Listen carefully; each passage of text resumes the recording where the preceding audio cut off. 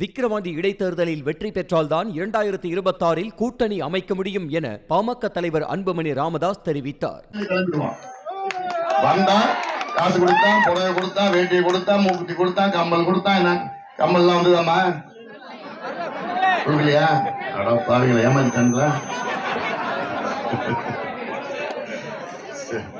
10ஆம் தேதி இன்னைக்கு புதன்கிழமை காலை 7 மணிக்கெல்லாம் போயிடுங்க. நேரா பூத்துக்கு போவாங்க. எலெக்ஷன் பூத்துல போய் அந்த மிஷின்ல 3வது இடத்துல நம்முடைய வேட்பாளர் சி அன்புமணி, என் பேர் கொண்டவர் தான் வேட்பாளர் சி அன்புமணி 3வது இடத்துல இருக்கார். 3வது இடத்துல சி அன்புமணி மாம்பழ சின்னத்துல ஓட்டு போட்டீங்கன்னா அது ஒன்ன தவிர வேற யாருக்கும் தெரியாது. திமுக நிச்சயமா தெரிய போறது கிடையாது. அதனால நீ வாங்கிட்ட மனசாட்சிக்கிட்டா அதெல்லாம் ஒண்ணு கிடையாது. இந்த தேர்தல்ல நீ போடுற ஓட்டுல தான் உன் பிள்ளையோட எதிர்காலம், உன் பேர பிள்ளையோட எதிர்காலம், உன் பேர பிள்ளையோட படிப்பு, உன் பேர பிள்ளையோட வேலை இருக்கு.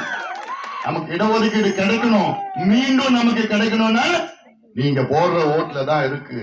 இந்த தேர்தல்ல விக்கிரவாண்டி தொகுதியில் உள்ள அத்துணை மக்களும் போடுற ஓட்டுல தான் நம்முடைய எதிர்காலம் இருக்கு. இல்ல அவ்வளவுதான்.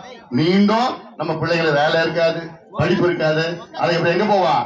குடிக்க ஆரம்பிச்சிடுவான், டாஸ்மார்க்கு போவான், கஞ்சா அடிப்பான், எல்லாம் நாசமாயிடும். டாஸ்மார்க் எவ்வளவு கொடுக்குறான் அவங்க வீட்டுல இருந்து ஒரு மாசத்துக்கு? என்னடா எவ்வளோடா?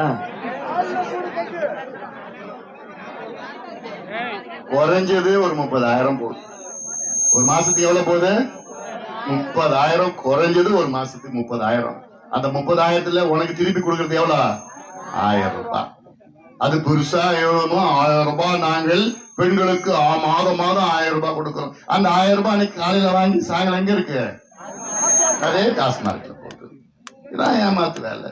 இங்க உரிமையா நான் உங்ககிட்ட நான் கேட்கிறேன், உரிமையா நான் கேட்கிறேன். நான் என்ன உரிமையில வந்திருக்கிறேன்?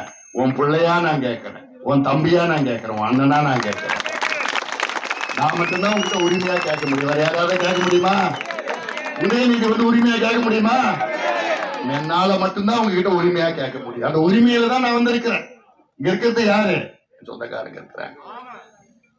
உரிமையா நான் கேட்கிறேன். இந்த தேர்தலில் ஒட்டுமொத்தமா ஒரு ஓட்டு கூட வேற எந்த கட்சிக்கும் போக கூடாது. செய்திகளை உடனுக்குடனும் துல்லியமாகவும் தெரிந்து கொள்ள சப்ஸ்கிரைப் பண்ணுங்க.